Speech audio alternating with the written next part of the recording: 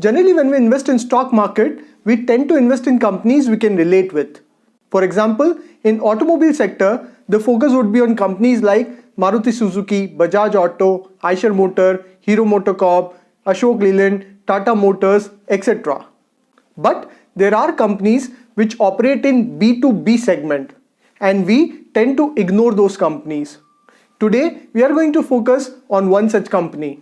This company is one of the world's largest manufacturer of automobile components. In fact, its products are used in companies like Audi, BMW and Mercedes. It is a proud Indian company, and the company name is Motherson Sumi. Hello everyone, my name is Sahil and this is my Personal Finance Academy where I explain everything about money management in layman's language. In the 11th episode of this series on stock fundamental analysis, we are going to analyze Motherson Sumi. In this analysis, we will explore the business of Motherson Sumi, its competitive strength, its future growth prospect, and its financials. And finally, we will decide whether Motherson Sumi is a fundamentally strong company or not. And then we will look at the valuations of the company to decide whether it is worth investing in the company at current levels or not. So let's get started. The foundation of Motherson Sumi was laid down in 1975 by Mr. Vivek Sehgal and his late mother. It was initially started as a silver trading company. Since it was a duo between a mother and son, Mr. Vivek Sehgal's father suggested the name Motherson. Mr. Vivek Sehgal immediately liked the name because it signified trust, and that's how the company got this name Motherson. In 1983, when Maruti announced its first car assembly in India, Motherson was one of the few companies with Indian-made parts. It was a proud moment for the company. In 1986, Motherson had a joint venture with a Japanese company, Sumitomo Wiring System, and that's how it got its name Motherson Sumi. So this Sumi is from Sumitomo. Between the year 1993 and 2020, the revenue of Motherson Sumi has grown from rupees 19 crore to 67,400 crore. That's a growth of 3,492 times in just 27 years. As of today, Motherson Sumi has got a market cap of around 50,000 crore rupees. If we talk about the business segment of Motherson Sumi, the first business segment is wiring harness. So wiring harness is basically an assembly of electrical wires and cables that is used to transfer signal and electricity. It has got usage across industry, but automobile is the largest consumer. It basically helps in connecting various parts of the car and transmitting electricity and signals. The second part of the business is modules and polymer products. Motherson Sumi is one of the world's largest manufacturer of interior and exterior components used within the car, and it has got its product from simple component to highly complex product. Some of the examples of interior products include door panel, airbag box, cockpit, etc. And some of the exterior products include bumper, door handle, rear lamp, headlamp, etc. The third business segment of Motherson Sumi is vision system. Motherson Sumi is one of the leading supplier of rear view mirror system for passenger as well as light commercial vehicle. And it is a pioneer in camera system with high performance image processing technology for automotive applications. The fourth business segment of Motherson Sumi is metal products. This segment offers array of tools like gear cutting tool, shock absorber, clutch system, AC compressor, etc. If you look at the revenue breakup of Motherson Sumi by its business division for FY 1920, you can see that the modules and polymer product contribute 55% in its total revenue. The next business segment is wiring harness, which contribute 25.3% in its overall revenue. The next business division is vision system, which contributes 19.4%, and it is one of the fastest growing division in the company. And metal and products contribute 0.3% in the overall revenue of the company. If you look at the revenue breakup by geography for FY 1920, you can see that Germany has got 21.9% contribution in the revenue, USA has got 15.8%, India has got 10.6%, then it is followed with France, which has got 7.7%, China has got 7.2%, then include Mexico, Spain, South Korea, Brazil, and others have got 18.2% in the overall revenue breakup.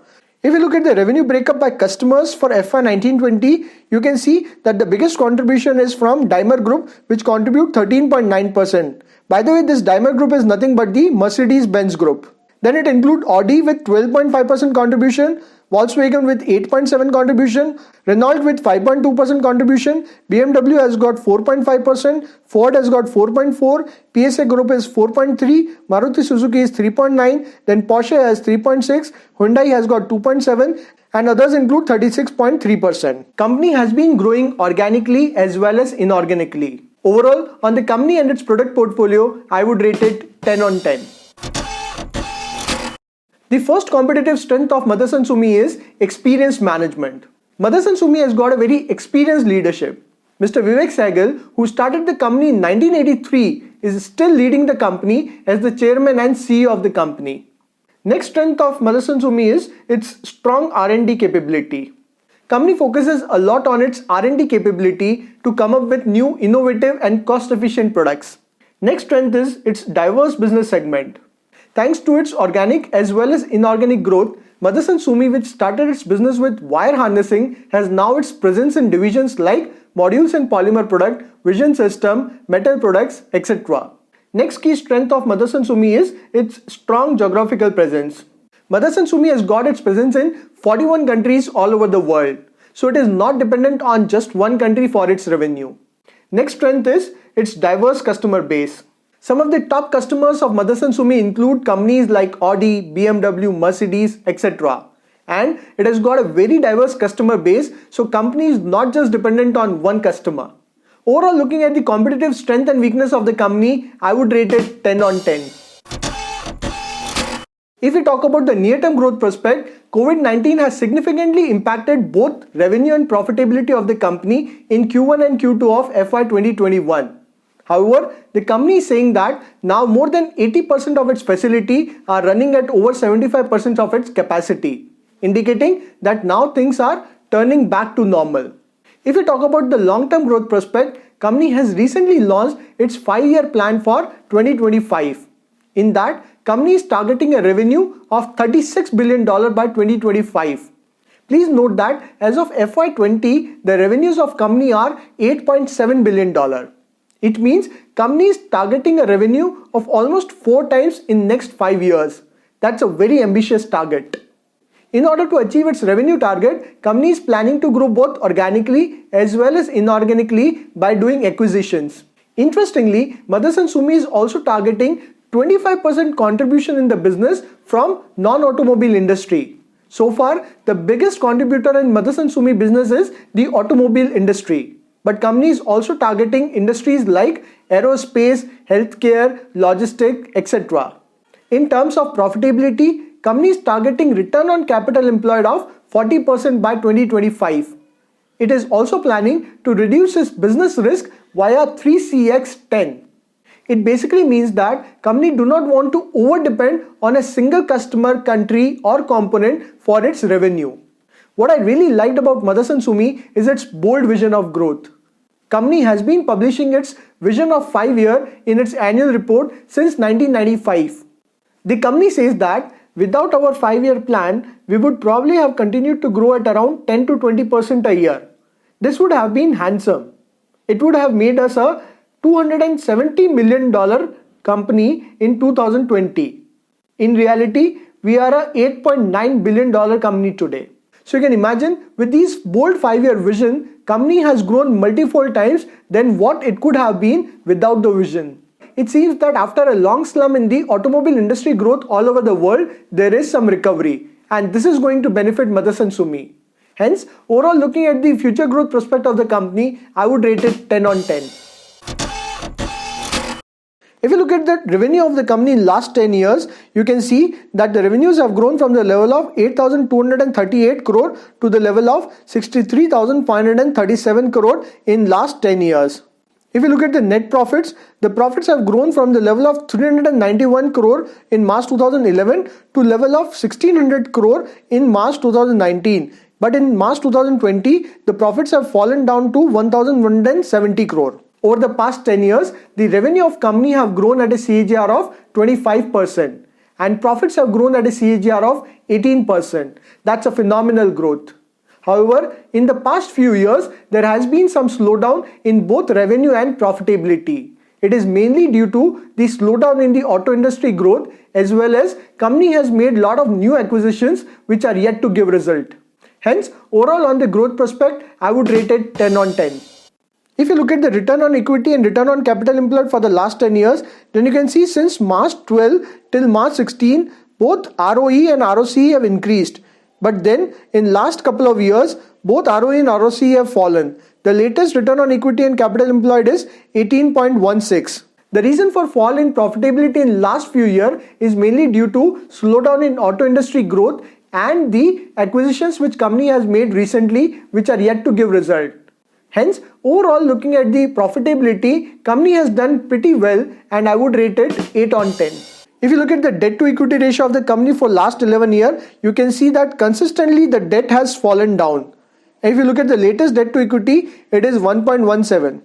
If you look at the interest coverage ratio of the company in last 10 years, it has increased to the level of 13.4 by March 2019 and the latest interest coverage ratio is 9.2 for March 2020, which is a very comfortable ratio. Normally, a debt to equity ratio of less than 1 is preferred.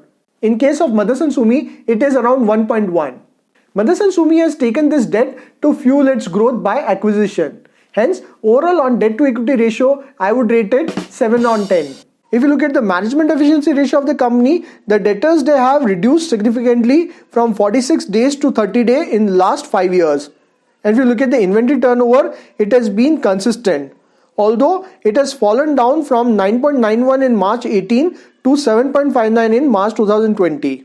Overall on management efficiency ratio, I would rate it 8 on 10. If you look at the current share price of company, it is trading at a level of 157 and in last 1 year it made a high of 162 and made a low of 48.5. If you look at the share price of the company, in last 1 year it has fallen from level of 146 in December 19 to level of almost 53 in March 2020 and this was due to the COVID. Since then, the share price has recovered and currently it is at the level of 157. If you look at the 5-year share price movement, you can see that the company share price is increased to the level of almost 257 in January 18. But since then, it has fallen. And the major reason for the fall in share price is due to the slowdown in profitability, which was eventually due to slowdown in auto industry growth as well as the acquisitions which are yet not become profitable. If you look at the price to earning ratio of the company in last 5 years, you can see that the PE was at the level of 47 in January 18 and since then it has fallen to the level of PE of 12.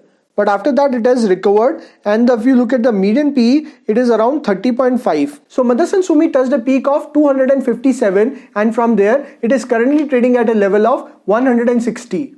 The major reason for fall in share price is due to its fall in profitability over the past couple of years. And the major reason for the fall in profitability is due to the slowdown in the auto industry as well as new acquisitions which are yet to become profitable. And if the company even come close to its vision of 2025, then I think it is going to reward its investors handsomely. Hence, on the overall valuations, I would rate it 8 on 10.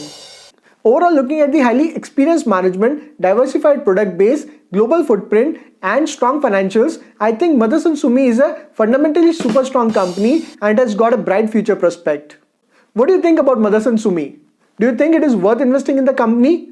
Do let me know your thoughts in the comment box. Also let me know which company you want me to analyze in the future. I will see you next week.